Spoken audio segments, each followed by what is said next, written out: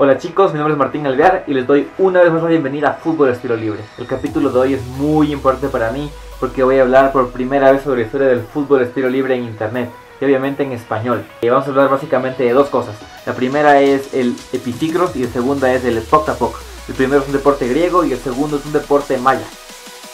El epiciclos viene de dos raíces griegas. La primera es epidike, que significa dolencia o dolor. La segunda es episkros, que significa pelota común, pelota normal. El epiciclos es el primer juego de pelota al que se tiene registro en la historia de la humanidad y era un deporte jugado estrictamente en equipos.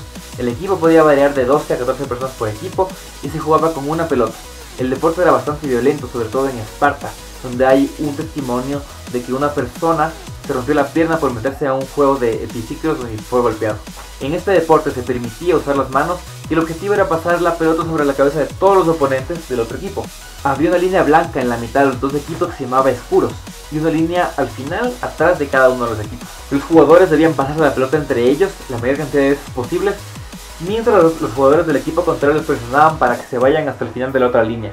Y cuando un jugador del equipo que tenía la pelota pasaba la línea del final, la pelota pasaba a posición del otro equipo. Aunque en este deporte se utilizaban principalmente las manos, lo consideramos como parte de la historia del freestyle por esta maravilla de aquí, que es un jarrón donde se encontró una pelota haciendo un nistyle. El nistyle es el truco que consiste en equilibrar la pelota sobre la rodilla. Ahora vamos a hablar sobre el poktapoc. Pero, ¿qué es el poktapoc y por qué se llama poktapoc? Pues es muy fácil. Se llama poktapoc porque es una onomatopeya del sonido que hacía la pelota al tocar contra el cuerpo, contra las caderas especial, y cuando tocaba el aro donde se hacía el punto.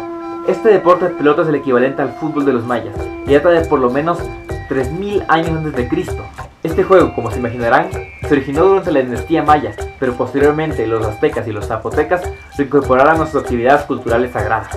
Este deporte simboliza la lucha entre las fuerzas opuestas del universo, entre el bien y el mal, entre la luz y la oscuridad, y el movimiento de la pelota representa el movimiento de los astros. Esta primitiva actividad se realizaba en una plataforma en forma de T o de I. En los muros laterales existían pequeños anillos por donde debía pasar la pelota, que medía alrededor de unos 25 centímetros y pesaba entre 4 y 6 libras. El campo estaba dividido en dos equipos de 4 jugadores cada uno.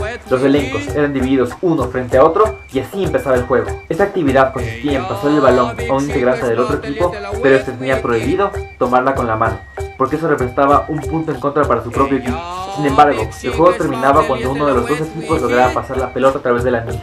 El equipo perdedor debía ser decapitado como sacrificio para los dioses, puesto que el poktapoc tenía un carácter fundamentalmente religioso. Investigaciones muestran que el poktapoc era realizado como un culto de la tierra, pero también este tradicional juego era utilizado para resolver problemas limítrofes, para adivinar la suerte, para apostar dinero o simplemente por codicia, ya que el ganador podía despojar a los asistentes de sus joyas.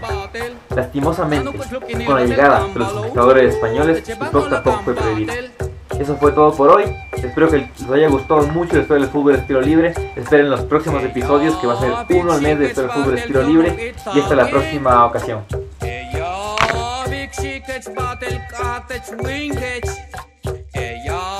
Big secrets battle, kill of it talking.